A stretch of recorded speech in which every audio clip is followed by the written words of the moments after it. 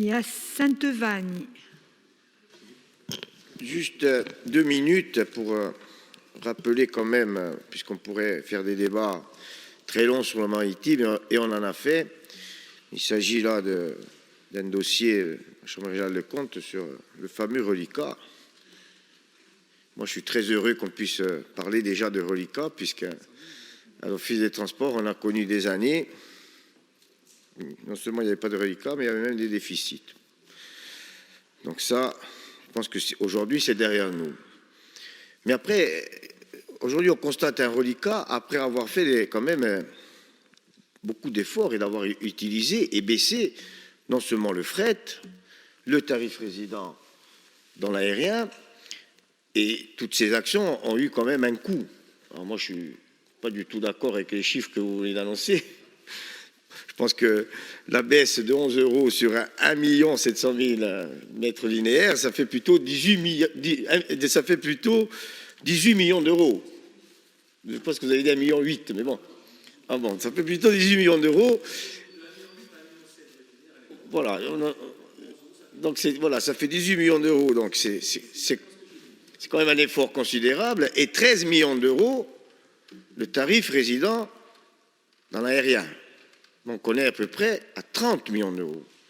C'est-à-dire qu'en ayant augmenté, j'ai envie de dire, les services, en ayant baissé le tarif résident dans l'aérien, vous savez très bien que dans le maritime, aujourd'hui, ce n'est pas possible puisque la Commission européenne ne nous le permet pas, on arrive quand même à avoir un excédent. Mais il ne faut pas dire qu'on a un excédent parce qu'on n'a rien fait. On a un excédent aujourd'hui tout en ayant augmenté le service.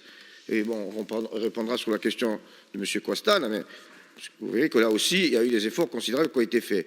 Donc tout ça nous permet de dire qu'aujourd'hui, on peut faire mieux, on peut faire plus, mais en ayant vraiment fait tous ces efforts, on arrive quand même à avoir un excédent. Et ça, quand même, il faut s'en réjouir et s'en féliciter, et féliciter aussi les Jean-Félix Aquavure et Vanilla Moromé qui ont travaillé d'arrache-pied, puisque je vous rappelle, quand ils sont arrivés aux responsabilités, les choses n'étaient pas si faciles. Et aujourd'hui, j'ai envie de dire qu'on discute dans un confort d'excédent qu'on peut redistribuer.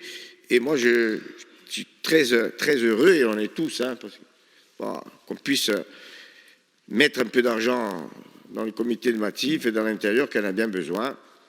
On pourra aller un peu plus loin dans la nouvelle DSP, c'est en discussion, mais je crois qu'on a déjà fait beaucoup et qu'on a mobilisé cette enveloppe et dans le maritime et dans l'aérien. Peut-être un peu plus, peut-être qu'on pourra faire un peu plus, mais on a déjà beaucoup fait à mon sens.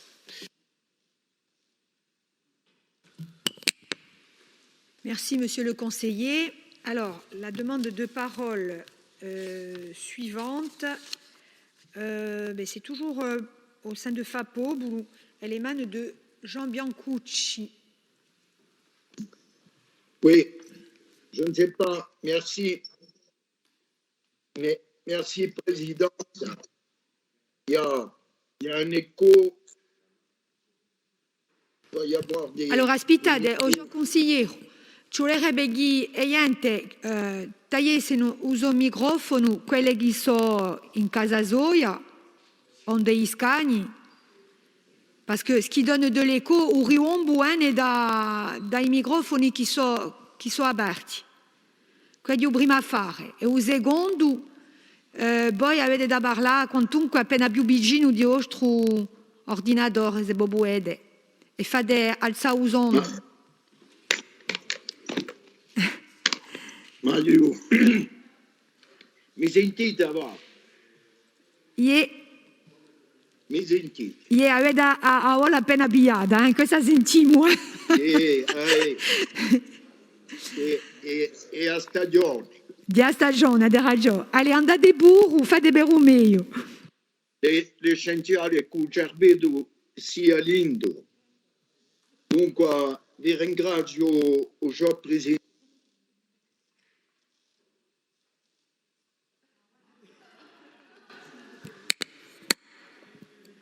Oh Jean, ora avete tagliato tutto, Non si sente più un'onda.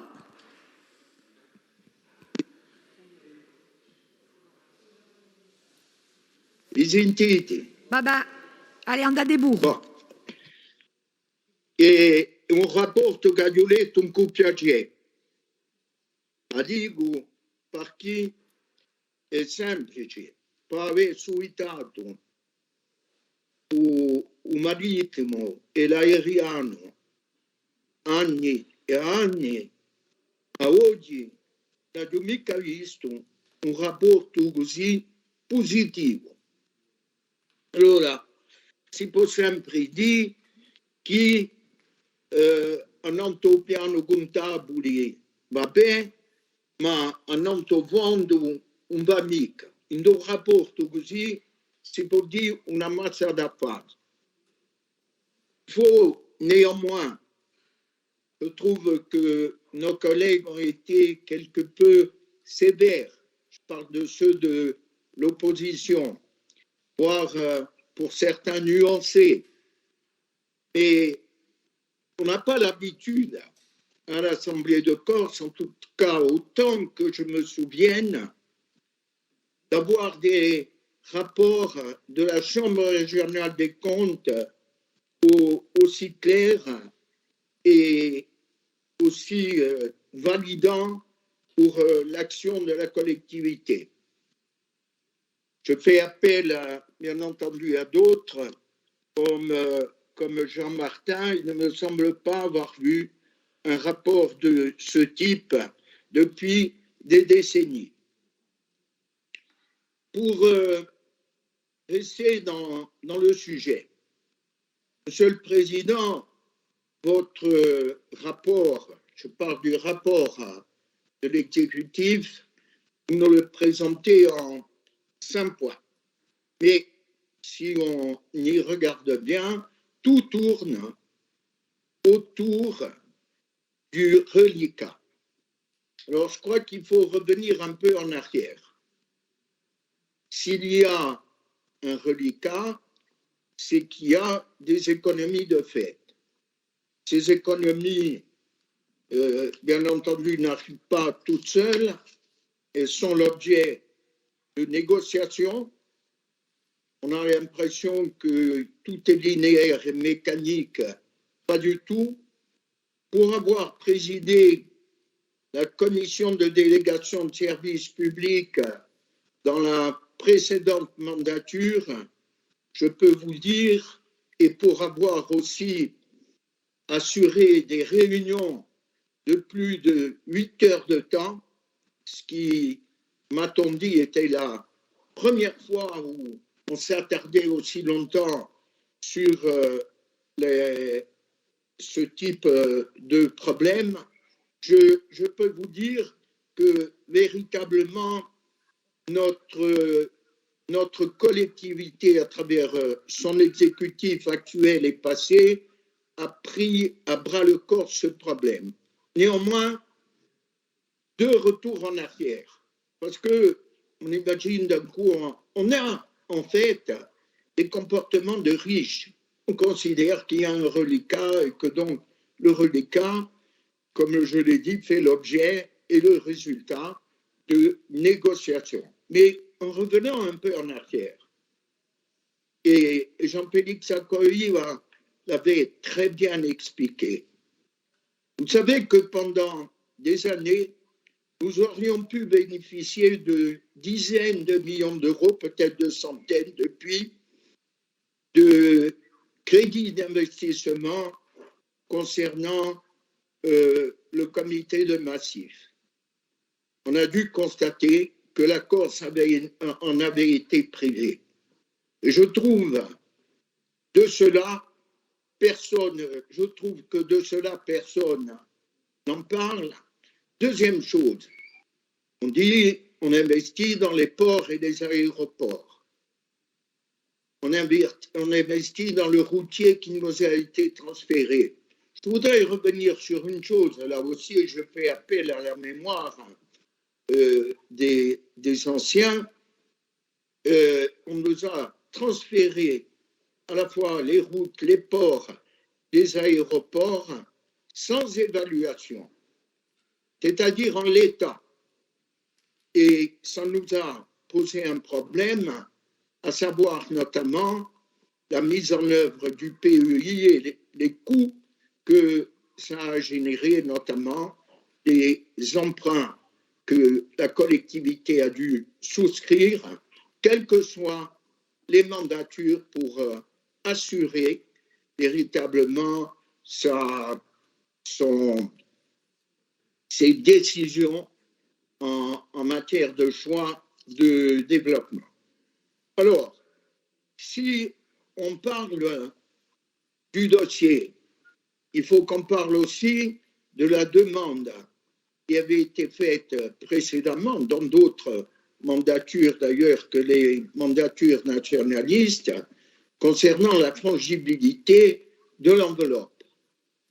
Ça a été demandé du temps de Jacob, un peu plus loin aussi dans le temps, ça a été une demande permanente à partir du moment où la DCT a été bloquée en valeur, je crois que c'était en 2007 ou 2008. Donc ça veut dire que la DCT a diminué depuis. Certes, la situation de la Corse aurait pu s'améliorer, ce qui n'est pas le cas.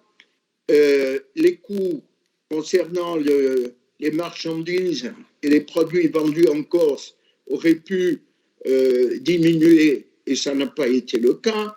Et les problèmes concernant la vie chère se perpétuent. Alors, Paul Félix Benedetti insiste sur le fait que le reliquat devrait être affecté uniquement au prix qui est pratiqué et donc à l'amélioration des tarifs, etc. Le problème, c'est que, on l'a dit, le reliquat, ça n'est pas un acquis. Le reliquat, et on ne peut, pour répondre aussi à la droite, mais ça a été fait par le président de l'exécutif, le reliquat, ça ne peut pas être quelque chose de prévisible. D'ailleurs, on l'a vu avec la période Covid, qu'il est difficile en la matière de savoir de quoi demain sera fait. Je voudrais insister sur une chose. Dans cette grisaille que l'on peut constater en matière de transport, notamment maritime, mais qui annonce très certainement, je parle de la grisaille bruxelloise, vous m'avez compris, dans cette grisaille, on aurait pu espérer de la part des conseillers à l'Assemblée de Corse et surtout de l'opposition une attitude un peu plus conciliante et positive. Je crois que dans les discussions actuelles, ce rapport peut jouer aussi dans la manière d'exécuter les décisions budgétaires et les moyens affectés par le reliquat. Il n'y a rien à dire. Vous l'avez vu, le rapport le prouve. Et bien entendu, il faut, et je crois que ça a été fait, il faut revenir, Jean-Christophe Angelini l'a dit en quelques mots, sur ce climat de suspicion qu'il y avait à l'époque. Et notamment, ce climat était alimenté par Madame Chevalier, la préfète, et vous le savez qu'elle n'a fait que poser des problèmes au lieu d'être un interlocuteur avec l'État, le gouvernement. Elle a eu un rôle qui était un rôle de procureur. Eh bien, Madame le procureur, vous êtes trompée au moins sur une chose, c'est la destination, le reliquat et la destination de reliquat, et j'en suis tout à fait heureux. Pour ce qui concerne le débat général, notamment le transfert de fiscalité. C'est Jean-Christophe Pandémine qui a abordé cette question. On peut bien entendu en parler, mais Jean-Christophe le sait, cela présuppose des avancées au niveau politique. Cela pourra faire l'objet, très certainement, de négociations ultérieures, de négociations que l'on pourrait mener dans un cadre de relations politiques, à la fois avec le gouvernement et peut-être aussi, il faut le dire, avec les candidats à la présidence de la République. Moi, je crois que je suis un de ceux qui, dans la majorité, se réjouissent, bien entendu, de ce rapport. Nous soutenons le président de l'exécutif dans ces démarches actuelles qu'il mène avec la présidente de l'Office des transports à Bruxelles. Il y a des choses déterminantes qui sont en jeu. Je crois que nous aurons à reparler du fond du dossier, bien entendu, à la fin février, puisqu'il y aura un rapport du président pour cela. Je souhaite en tout cas que l'on aille dans un sens positif pour régler ces problèmes et, bien entendu, une fois de plus, nous soutenons, le groupe soutient le président de l'exécutif dans sa mission.